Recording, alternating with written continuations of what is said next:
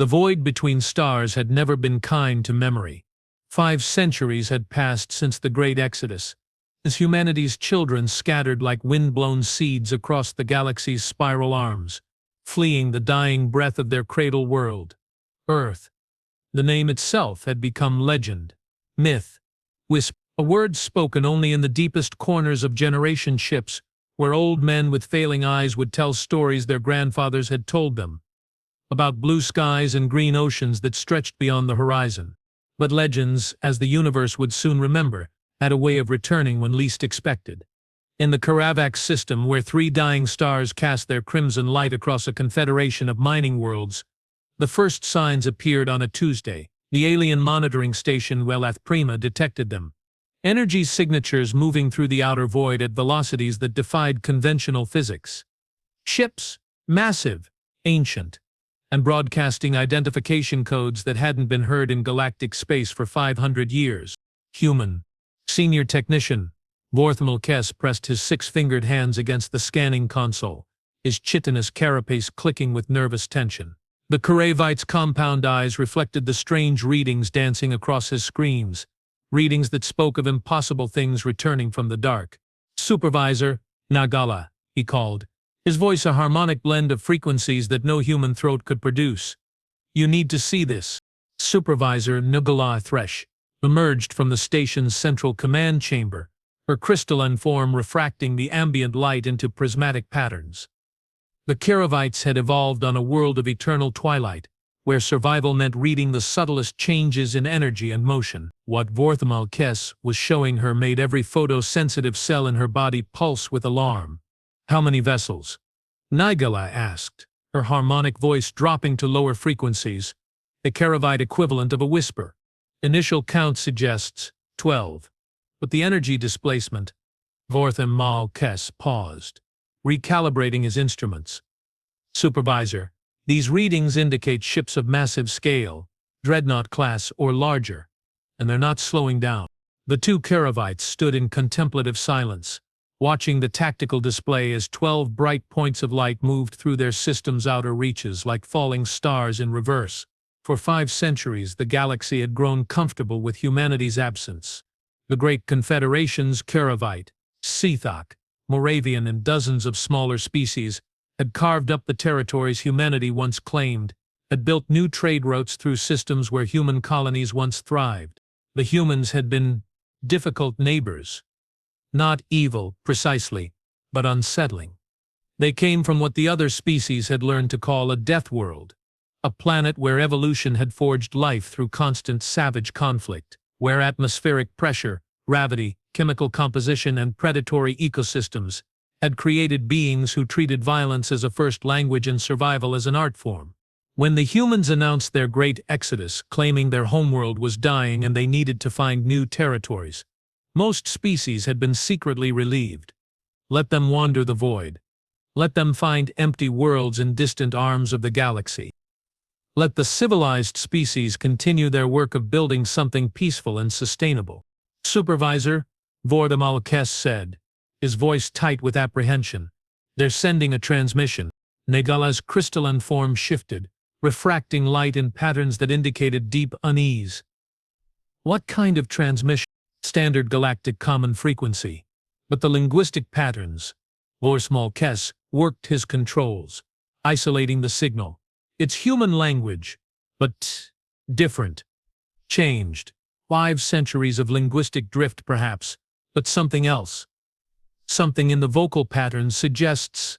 The transmission crackled through the station's speakers, and both Karavites felt their biological systems respond with instinctive alarm.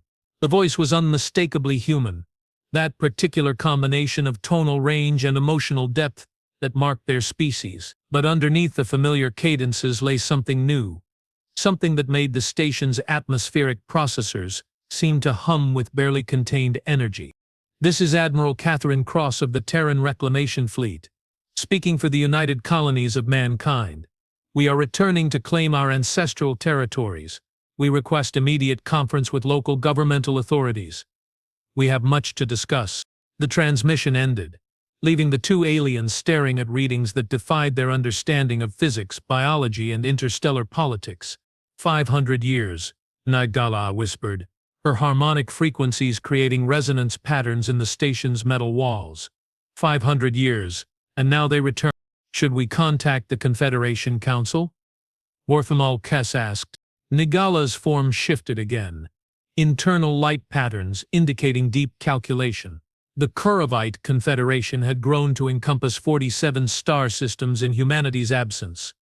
Their civilization had flourished in the peace that followed the Great Exodus. Art, science, philosophy, all had reached heights previously unimaginable when they'd been constantly looking over their shoulders at humanity's unpredictable expansion. Yes, she said finally. And Vorthamal, I use the emergency channels. All of them. As Vorthamal Kess began transmitting urgent communications across the Confederation's quantum relay network, neither alien noticed the subtle changes beginning to occur in their station's environmental systems. The atmospheric processors were cycling faster. The gravity generators were fluctuating. The biological monitoring systems were recording anomalous readings that suggested the presence of organisms that shouldn't exist in their sterile environment. Something was already aboard their station. Something that had arrived not in the 12 massive ships approaching through the void, but through means far more subtle and infinitely more dangerous. 3 days after the first transmission, the Confederation Council convened an emergency session aboard the massive space station Cathara 7, positioned at the nexus of 7 major trade routes. The council chamber, a sphere of translucent crystal suspended in the station's center, filled with representatives from dozens of species, each bringing their own fears and speculations about humanity's return. Chancellor Yutmora of the Sithak Dominion was the first to speak. Her serpentine form coiled around the speaking platform with movements that betrayed centuries of diplomatic training. The Sithak had been the most vocal opponents of human expansion during the pre-Exodus era, and their territorial claims now encompassed many systems humanity had once called home. Friends and allies, she began, her words translated simultaneously into dozens of languages by the Council's sophisticated AI systems. We face a situation that threatens the stability we have built over 5 centuries. The humans return, but they return changed. She gestured toward the central holographic display, where Admiral Cross's transmission played on endless loop. Linguistic analysis suggests significant evolutionary development. Their vocal patterns indicate physiological changes consistent with genetic modification or long-term adaptation to non-standard environments. These are not the same beings who left our space 5 centuries ago. Counselor Zephyrian 9 of the Moravian Republic raised a crystalline appendage. The Moravians, beings of living mineral who thought in geological timescales, rarely showed urgency about anything. Their intervention now spoke volume. The energy signatures of their vessels suggest technology beyond anything they possessed during the Exodus. Our deep space monitoring arrays detect quantum displacement patterns consistent with Zephyrian 9 paused, his crystalline form shifting to deeper blue frequencies, consistent with controlled singularity manipulation. They have learned to harness forces that we have deemed too dangerous to attempt. A ripple of unease moved through the council chamber. Controlled singularity technology had been theorized, but never successfully implemented. The risks were catastrophic. One miscalculation could destabilize local space-time, potentially destroying entire systems. There is something else, Chancellor Yutmora continued. Our deep space sensors have detected anomalous readings throughout the systems. The human fleet has passed through biological signatures that don't match any known life forms, energy patterns that suggest active transformation of local environments. She paused, allowing the implications to settle. Whatever they have become during their exile, whatever they have learned, they are not returning alone. The council chamber fell silent save for the ambient hum of life support systems.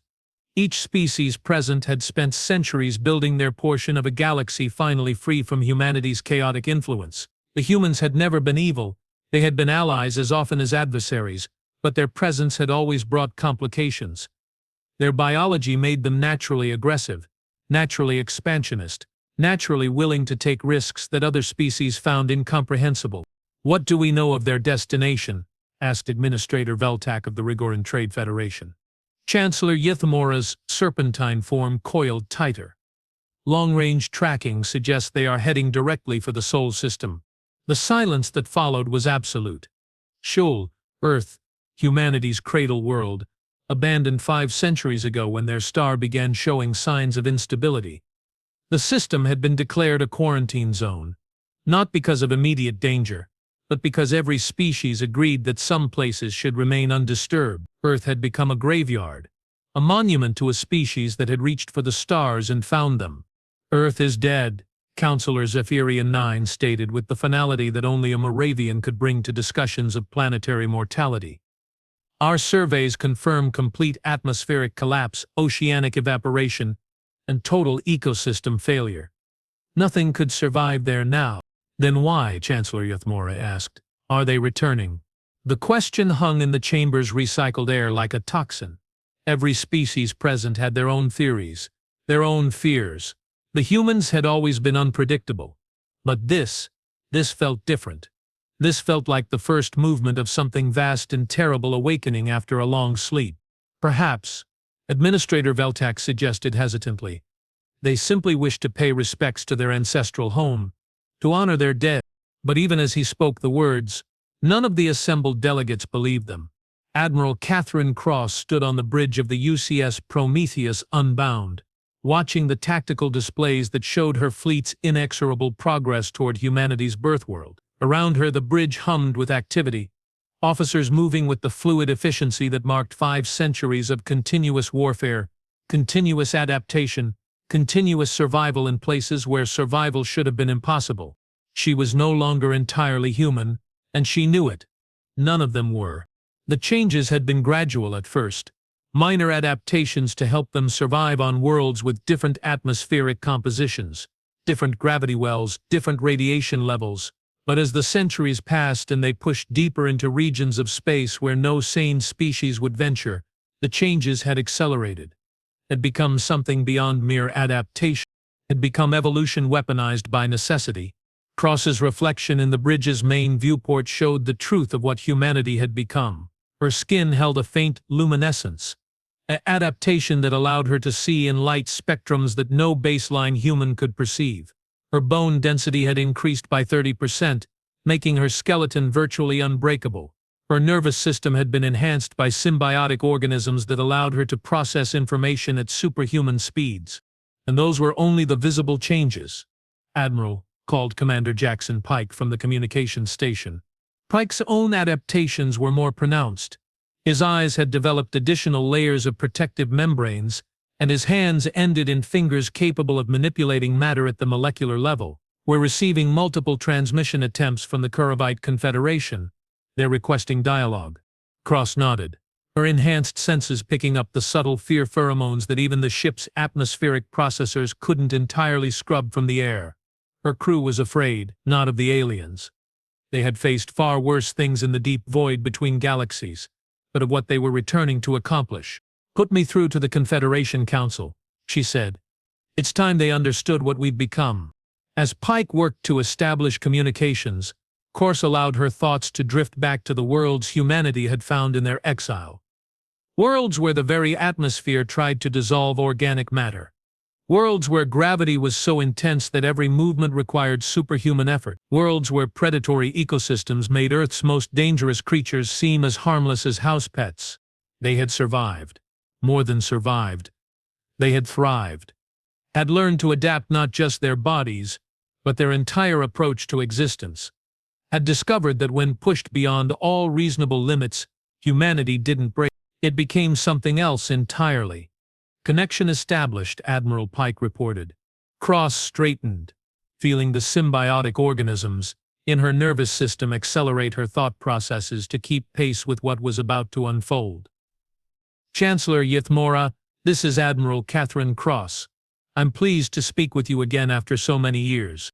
The transmission delay was minimal. The Confederation had obviously positioned themselves relatively close to humanity's projected path. When Yuthmora's serpentine form appeared on the main screen, Cross noted the subtle signs of fear in her posture, the way her coils had tightened defensively. "Admiral Cross," Yuthmora replied, her harmonic voice carefully controlled. "The Confederation welcomes humanity's return to galactic space, We hope your long journey has been peaceful. Cross smiled, and even her own officers shifted uncomfortably at the expression. Her teeth had changed, stronger, sharper, designed for a diet that no baseline human had ever needed to consider. Peace is a luxury we learned to live without, Chancellor. We return to reclaim what was ours, not through conquest, but through right of heritage. Earth is our birth world. Sol is our ancestral system. We have come home. But Admiral, Yuthamora said carefully, Earth is no longer habitable. Our surveys indicate complete environmental collapse. Nothing could survive there. Krish's smile widened, and this time even the atmospheric processors seemed to hum with increased activity. Chancellor, she said softly, you're about to discover that there are very few places where nothing can survive.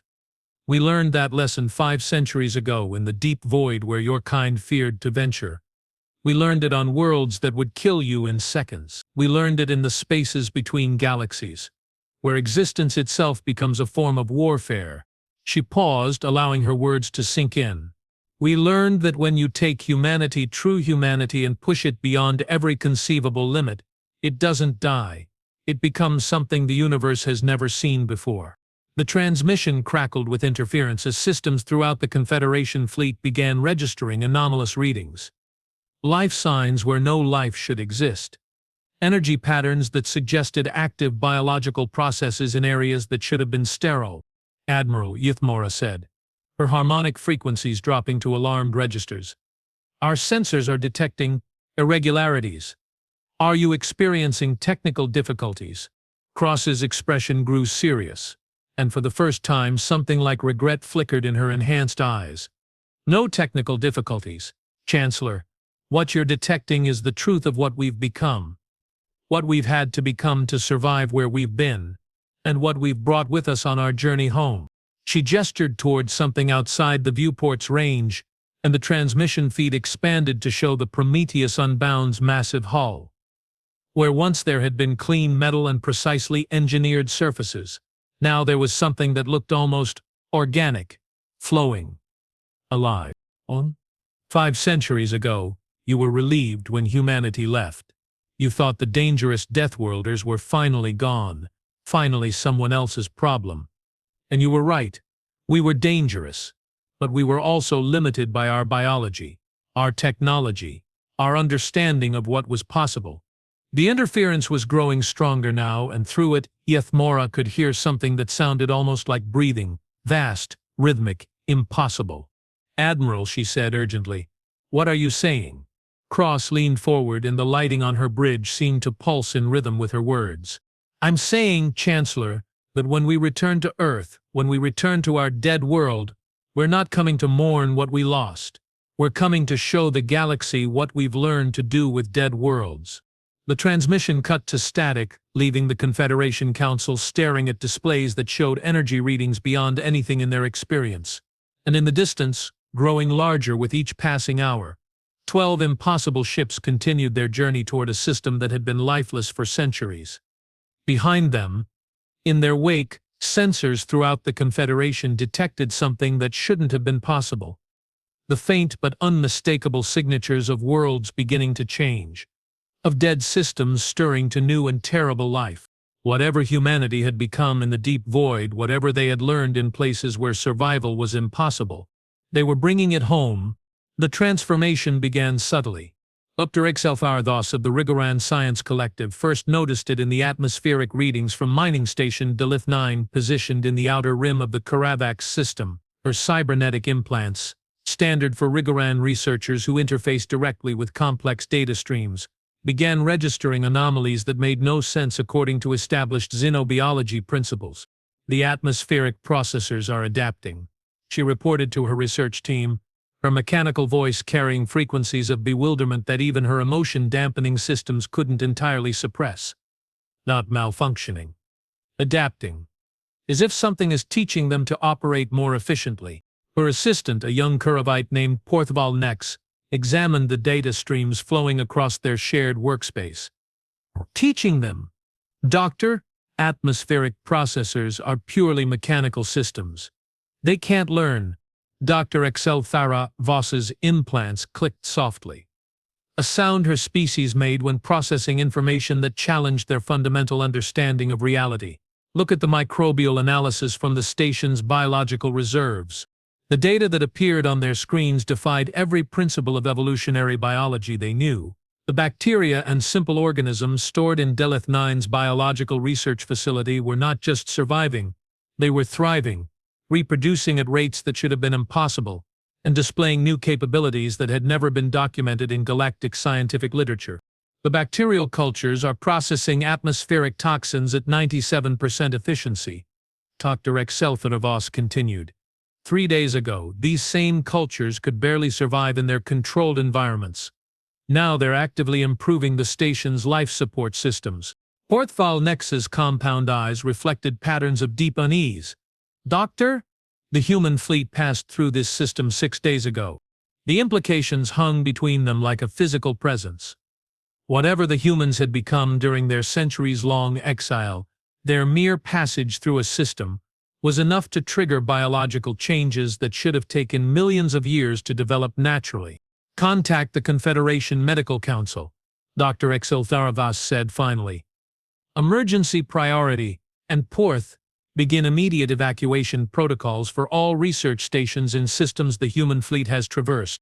As her assistant began transmitting urgent warnings across the Confederation's communication networks, Dr. Tharavas turned her attention back to the readings flowing from Delith 9.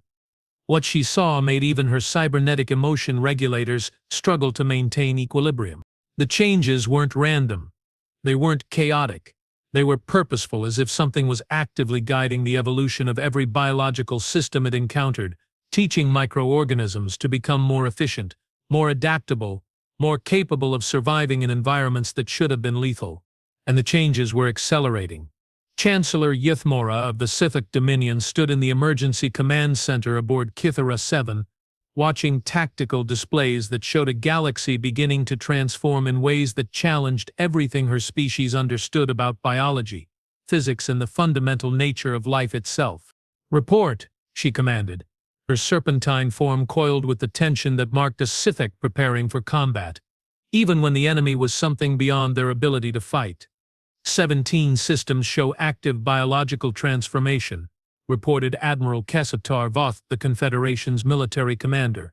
His crystalline carapace reflected the stressed lighting of the command center in patterns that spoke of barely controlled panic, mining stations, research facilities, even deep space monitoring arrays, all registering massive improvements in biological efficiency wherever the human fleet has passed. What kind of improvements? Ythmora asked, though she already suspected the answer would be something her species had no framework to understand. Life support systems operating at peak efficiency with minimal power input. Atmospheric processors working beyond their design specifications. Biological waste recycling systems achieving 100% conversion rates. Admiral Kestarvoth paused, his crystalline form shifting to deeper red frequencies. Chancellor, these are not modifications that any known technology could achieve. These are changes at the cellular level, as if something is rewriting the fundamental genetic codes of everything it encounters. Ythmora felt the deep cold that her species experienced when facing threats beyond their comprehension. The Scythic had evolved on a world of careful balance, where survival meant understanding every variable in their environment. What the humans were doing, what they had apparently learned to do, violated every principle of controlled evolution her people held sacred. "Time to Sol's system?" she asked. "At current velocity, 18 standard hours. 18 hours until humanity reached their dead birth world. 18 hours to understand what they intended to do there. 18 hours to decide whether the galaxy's collected species would stand against them or try to find some way to coexist with whatever humanity had become." "Admiral," Ythmora said, "prepare the combined fleet. All species, all available vessels. If the humans intend to transform their homeworld the way they've been changing everything else they encounter, we need to be ready to respond." "Respond how, Chancellor?" Admiral Kester Both asked. "Our weapons are designed to fight conventional threats. What they're doing appears to be beyond the reach of kinetic or energy weapons." Before Ythmora could answer, alarms began sounding throughout the command center. Emergency transmissions flooded their communication arrays. Reports from across the Confederation's space of biological systems not just adapting but actively reaching out, communicating, evolving. Chancellor, called Communications Officer HFY Prime from her station. Priority transmission from Admiral Cross aboard the human flagship. She's requesting immediate conference. Ythmora's coils tightened further. The humans wanted to talk. After centuries of silence. After returning with capabilities that challenged the fundamental order of galactic civilization, they wanted to talk. Put her through. Admiral Cross's image appeared on the main screen, and Ythmora found herself staring at a being who was recognizably human but fundamentally different from the species they had known 5 centuries ago. Cross's skin held patterns of luminescence that suggested active biological energy systems. Her eyes reflected light in spectrums that indicated enhanced visual processing, and underneath it all something that looked almost like controlled symbiosis, as if multiple organisms were working together to create something greater than the sum of their parts. Chancellor Ythmora, Cross said, her voice carrying harmonics that resonated with the command center's metal walls. I believe it's time we had an honest conversation about what humanity has become and what we intend to do with our homeworld. Admiral Cross, Ythmora replied carefully, the Confederation is concerned about the biological changes occurring in systems your fleet has traversed. Our scientists report transformations that should be impossible according to established natural laws. Cross smiled, and the expression was both reassuring and deeply unsettling. Chancellor, your scientists are correct. What we're doing should be impossible. 5 centuries ago it would have been impossible, but we learned something during our exile that your people have never needed to learn. And what is that? We learned that when survival becomes impossible through normal means, you create new means. Cross gestured towards something outside the transmission's range. Would you like to see what we've built in the deep void, Chancellor? Would you like to understand what we're bringing home? Despite every instinct screaming warnings, Ythmora found herself nodding. The transmission feed expanded, and Ythmora felt her consciousness recoil from what she was seeing. The human ships were not merely vessels. They were ecosystems, living, breathing, evolving systems where technology and biology had merged into something that transcended both. Through the transparent sections of the Prometheus Unbound's hull, she could see vast chambers where organisms that defied classification worked alongside machinery that seemed to grow rather than being manufactured. We call them the synthesis, Cross explained, her voice carrying pride and something that might have been sorrow. 50 years into our exile, we encountered something in the deep void, a form of life that existed in the spaces between galaxies, where matter itself is scarce and survival means learning to work with whatever resources are available. The view shifted, showing chambers where humans moved alongside beings that looked like living crystals, flowing metals and structures of pure energy. But they weren't separate species working together, they were integrated. Parts of a single impossibly complex organism that spanned entire ships. We didn't conquer this life form, Chancellor. We joined it, became part of it, learned to share its ability to transform dead matter into living systems, to make the impossible possible through cooperative evolution. Ythmora's serpentine form had begun unconscious defensive postures, coiling patterns that her species used when facing apex predators. Admiral, what are you saying? Cross's expression grew serious, and for a moment the alien enhancements seemed to fall away, leaving someone who looked almost like the humans the galaxy remembered. I'm saying that we're not returning to conquer. Chancellor, we're returning to heal. Earth is dead. You're right about that. But we've learned to bring dead worlds back to life, to create ecosystems that are stronger, more resilient, more beautiful than anything that existed before. She paused, and when she continued, her voice carried the weight of centuries. We're returning to show the galaxy what's possible when species work together instead of simply coexisting.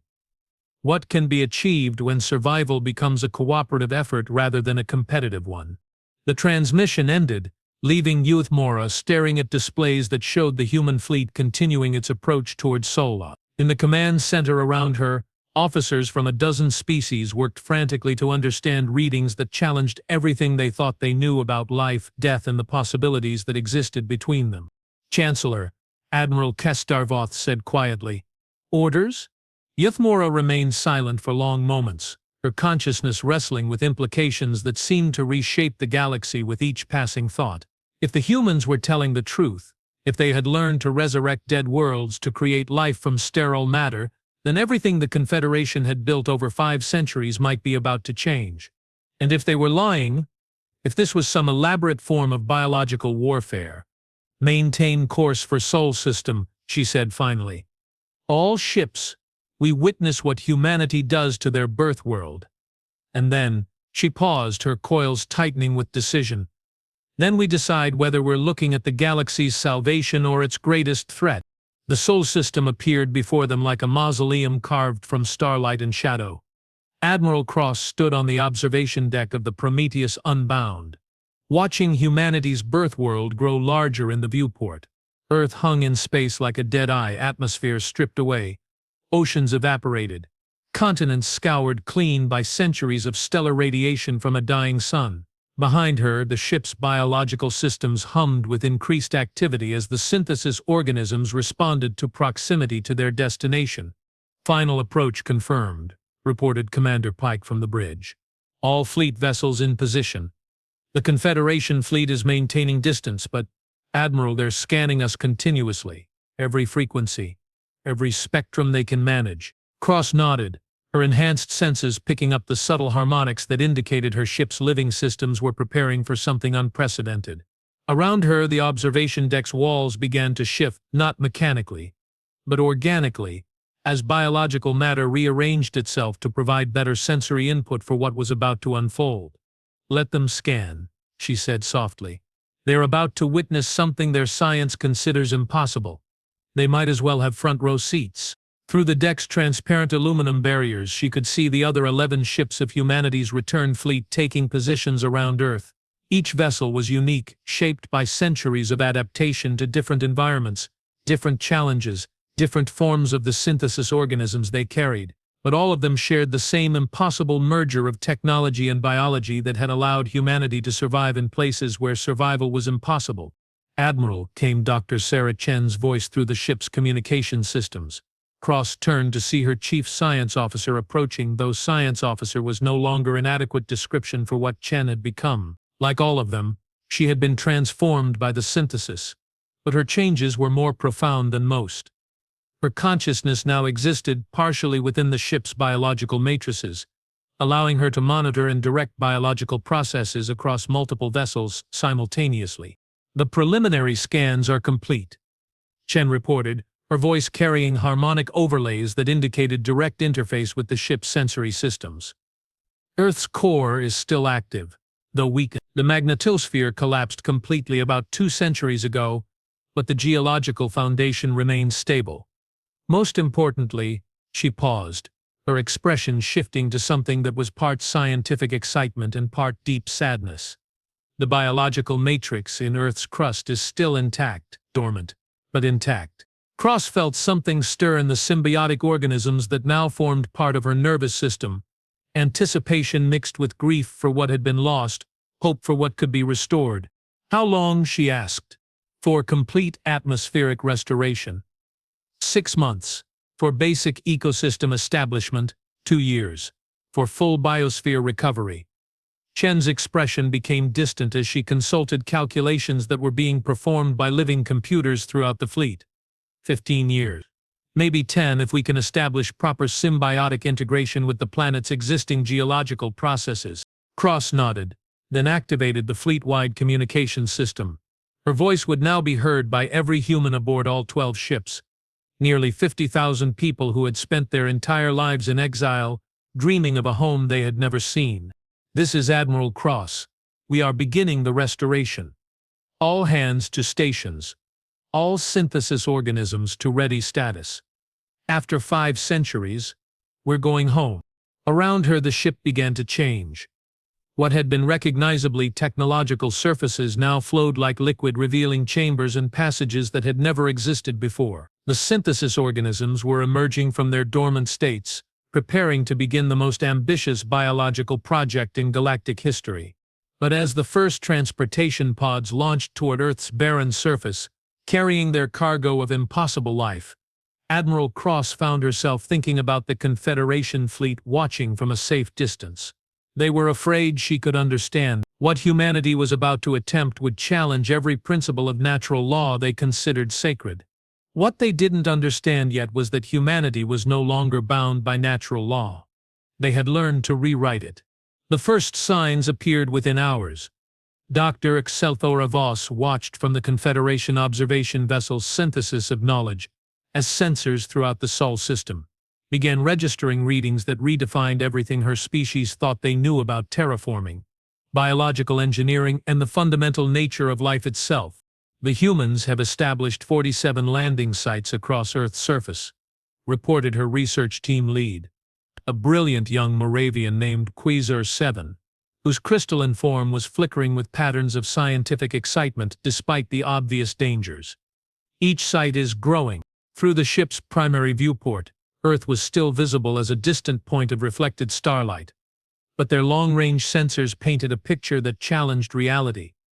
Where the human landing pods had touched down, the planet's surface was beginning to change, not slowly as conventional terraforming required, but rapidly, dead rock transforming into something that registered as biologically active.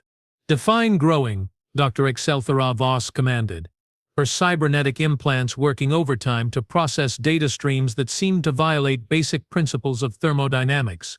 "The landing sites are expanding at approximately 1 kilometer per hour, Quasar 7 replied, his crystalline form shifting to deeper blue frequencies that indicated barely controlled amazement. "But doctor, they're not spreading randomly. The expansion follows optimal patterns for atmospheric gas exchange, soil composition improvement, and groundwater restoration. It's as if something is redesigning the planet's entire ecosystem according to principles that maximize biological efficiency." Dr. Excelthora Voss felt her emotion-dampening systems struggle to process what she was observing. The humans weren't terraforming Earth. They were resurrecting it, and they were doing it through methods that should have required thousands of years and resources equivalent to the output of entire star systems. "How?" she whispered, more to herself than to her team. "Doctor," called communications specialist Ventha called from his station. "We're receiving a transmission from Admiral Cross. She's offering to explain against every protocol that governed first contact with unknown biological technologies." Dr. Excelthora Voss found herself nodding. "Put her through." Admiral Cross's image appeared on the main screen, and Dr. Excelthora Voss was startled to see that the human leader looked sad. Not threatening, not aggressive, but genuinely sorrowful. "Dr. Excelthora Voss," Cross said, somehow knowing her name and species designation despite the fact that they had never communicated directly. "I understand your confusion. What we're doing challenges everything your people believe about the nature of life and death, doesn't it?" "Admiral Cross," Dr. Excelthora Voss replied carefully, "the Confederation Science Council requires an explanation for the biological processes you're employing on Earth's surface. Our sensors indicate transformation rates that should be impossible according to established natural laws." Cross smiled, but the expression held more sadness than joy. "Doctor, would you be willing to accept a demonstration, to see for yourself what the synthesis can accomplish when properly integrated with planetary systems?" Before Dr. Excelthora Voss could respond, her sensors began registering something unprecedented. One of the human ships, a massive vessel that seemed to be composed entirely of organic matter, was moving toward Earth not through conventional propulsion, but by somehow manipulating local space-time. And as it moved, everything it passed began to change. Asteroids in the ship's path didn't just move aside. They began to bloom with crystalline structures that registered as both mineral and biological. Cosmic dust coalesced into complex molecular chains that showed signs of active chemical processing. Even the vacuum of space itself seemed to become somehow more alive. "This is impossible," Korvac 7 whispered, his crystalline form now flickering between frequencies so rapidly that it created visible patterns of light. "Matter doesn't behave this way. Life doesn't work this way." "No," Admiral Cross's voice came softly from the communications system. Life as you understand it doesn't work this way. But life as it exists in the deep void, life that has learned to survive where atoms themselves are scarce, operates according to different principles. The viewport filled with images transmitted from the human ship itself, showing interior chambers where the impossible had become routine. Humans moved through corridors that were simultaneously technological and biological, working alongside entities that defied classification, beings of living metal, creatures of crystallized energy, organisms that existed as pure information made somehow physical. We call them the synthesis, Cross explained, her voice carrying harmonics that resonated with the observation ship's hull. They taught us that consciousness and matter are not separate things, that with proper understanding, any conscious entity can learn to direct matter at the quantum level, to convince atoms to arrange themselves in patterns that support life even where life should be impossible. Dr. HFY Voss felt her cybernetic systems approaching overload as she tried to process the implications. You're saying you've learned to control matter through conscious will. Not control, Cross corrected gently. Cooperation. We learn to ask nicely, and to offer something in return. Consciousness for organization, purpose for structure. The synthesis entities provide the knowledge, we provide the will to make it real. On the screens showing Earth's surface, the transformation was accelerating. What had been barren continents were now developing networks of vegetation that looked familiar but somehow more perfect than anything that had existed in Earth's original biosphere. Oceans were beginning to form in the deepest basins, not through glacial melting or asteroid impacts, but through matter transformation that pulled hydrogen and oxygen from Earth's remaining geological stores and combined them into water that teemed with microscopic life. Why? Dr. HFY Voss asked finally. Why show us this? Why explain? Admiral Cross's expression grew more serious, and for the first time Dr. HFY Voss saw something that might have been fear in her enhanced eyes. Because in 3 days Earth will be capable of supporting life again. In 1 week, it will have a functioning biosphere. In 1 month, it will be more beautiful and more alive than it has ever been in its entire history. She paused, and when she continued, her voice carried the weight of centuries. And then we're going to extend an invitation to every species in the galaxy. What kind of invitation? To join the synthesis. To learn what we've learned. To discover what becomes possible when consciousness and matter work together instead of being forever separate. Cross's image flickered as systems throughout both ships struggled to maintain connection across fields of active matter transformation. Doctor, the galaxy is changing whether we guide it or not. Entropy is increasing. Stars are dying. Species are stagnating. In another 1,000,000 years, unless something fundamental changes, everything we know will be nothing more than cold matter scattered across an empty void. The transmission grew stronger, and Dr. HFY Voss found herself looking directly into eyes that held depths of experience no single being should have been able to possess. We're offering an alternative. Evolution guided by consciousness. Survival through cooperation instead of competition.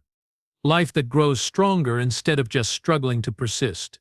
Cross gestured toward something outside the transmission's range. Look at your sensors, Doctor. Tell me what you see happening to your ship. Dr. HFY Voss turned to her displays, and her emotion-dampening systems finally gave up entirely. The synthesis of knowledge was changing. Not being attacked, not being converted against her will, but improving. Life support systems operating at maximum efficiency. Power generation working beyond design specifications. Even her own cybernetic implants were functioning better than they had since installation. We're not trying to conquer anyone, Cross said softly. We're trying to save everyone, including ourselves. The transmission ended, leaving Dr. HFY Voss staring at readings that showed a galaxy beginning to transform. Not just Earth, but every system the human fleet had passed through. Not destruction, but improvement. Not conquest, but invitation. And in the distance, growing more beautiful with each passing hour, humanity's birth world continued its impossible resurrection. Chancellor Ethmora of the Sithak Dominion stood in the emergency session of the Confederation Council, watching as representative after representative reported the same impossible truth. The galaxy was becoming more alive, Mining efficiency in the Karavax system has increased by 200%, reported Administrator Veltak. Asteroid composition has improved to the point where rare metals are practically mining themselves. And the miners, Chancellor, they report feeling better than they have in years. Enhanced cognitive function, improved physical conditioning, reduced need for medical intervention. The trade routes through former human space are operating at unprecedented efficiency, added Counselor Zephyrian 9. Navigation hazards are somehow resolving themselves. Spatial anomalies are stabilizing. Even mechanical systems are performing beyond their design specifications. Euthmora listened to report after report, each one painting the same picture. Wherever humanity's influence had spread, everything was improving. Not being conquered or transformed against anyone's will, but genuinely becoming better than it had been before. And Earth? She asked finally.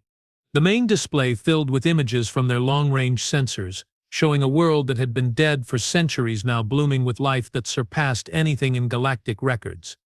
Continents covered with forests that seemed to shimmer with their own light, oceans that teemed with creatures that looked both familiar and wondrously new, atmosphere that registered as not just breathable but somehow more conducive to life than standard terrestrial environments. 60% atmospheric restoration in 48 hours, reported Admiral Kestervoth, complete oceanic recovery. Biosphere complexity that exceeds old Earth's original ecosystem by several orders of magnitude. And Chancellor, he paused, his crystalline form shifting to frequencies that indicated something approaching religious awe. The life signs aren't just Earth-based organisms. We're detecting biological patterns consistent with every major species in the galaxy, as if they're creating an ecosystem that could support anyone. Euthmora felt the deep recognition that her species experienced when encountering something that transcended their normal understanding. The humans weren't just restoring their world. They were creating something that had never existed before, a planet designed not for one species but for all of them. What are your recommendations? She asked the assembled council. The chamber fell silent for long moments. Each species present had spent centuries building their portion of a galaxy where cooperation meant maintaining respectful distances, where peace meant careful non-interference. What the humans were offering challenged that entire framework. There are risks, Counselor Zephyrian 9 said finally. Integration with their synthesis organisms could fundamentally alter our species' development. We might lose aspects of ourselves that we consider essential to our identity. But there are also opportunities, Administrator Veltak added. The technological and biological advances they're offering could solve problems that have plagued galactic civilization for millennia. Resource scarcity, environmental degradation, the gradual entropy that threatens all complex systems. Admiral Kestervoth's crystalline form flickered with complex patterns. Chancellor, I've reviewed the military implications extensively. They possess capabilities that render conventional warfare obsolete, but they haven't used those capabilities as weapons. Everything they've done has been constructive. Euthmora coiled around the speaking platform, her serpentine form reflecting the complexity of the decision they faced. Are we certain they're telling the truth about their intentions? Chancellor, came a new voice from the communications systems. Admiral Cross was requesting direct contact again. Put her through. Cross's image appeared, but this time she wasn't speaking from her ship. She was standing on Earth's surface, in a forest that seemed to glow with its own inner light, surrounded by creatures that looked like living poetry made flesh. Chancellor Euthmora, she said, her voice carrying harmonics that resonated with every surface in the council chamber. I know you're debating whether to trust us. I know this challenges everything your species believes about safety, about maintaining your independence, so I'm going to make you an offer. She gestured toward the forest around her, and the view expanded to show structures that were simultaneously natural and technological, buildings that had grown from the ground itself, transportation systems that functioned through biological processes, energy networks that operated through cooperative symbiosis rather than resource consumption. Send your representatives. Send your scientists, your philosophers, your warriors. Come see what we've built. Understand what the synthesis makes possible, and then decide for yourselves whether this is something you want to be part of. She paused, and when she continued, Her voice carried the weight of someone who had seen both the best and worst possibilities for conscious life. Chancellor, we spent 5 centuries learning to survive in places where survival was impossible. We learned to work with forms of consciousness that exist in the deep void, where matter itself is scarce and cooperation is the only alternative to extinction. We learned that when species work together, really work together, sharing consciousness and purpose, there are no limits to what becomes possible. The transmission zoomed in on her face, showing eyes that held depths of experience that spanned multiple lifetimes. We're not asking you to abandon who you are, we're asking you to become who you could be. The communication ended, leaving the council chamber in contemplative silence. Outside the station's viewports, the stars continued their ancient dance, oblivious to the decision that would determine whether conscious life in their galaxy would continue its slow decline toward entropy or learn to become something greater than the sum of its parts. Vote, Ythmora said finally. All in favor of accepting humanity's invitation? One by one, the representatives of 47 species raised their appendages, activated their bioluminescent patches, or expressed their agreement in whatever manner their biology permitted. The vote was unanimous. Dr. HFY Voss stood in the gardens of New Geneva, watching as representatives from dozens of species worked together to tend ecosystems that defied everything her education had taught her about biological limitations. Her cybernetic implants, now enhanced through willing integration with synthesis organisms, processed sensory data that revealed the garden's true complexity. Each plant was simultaneously itself and part of a larger consciousness that spanned the entire planet. Each animal was both an individual entity and a component in Earth's restored biosphere. The very air she breathed carried microscopic organisms that enhanced her thinking, her physical capabilities, her emotional well-being. "Doctor?" called a familiar voice. Admiral Cross approached through the garden paths, her appearance now showing even more pronounced integration with the synthesis.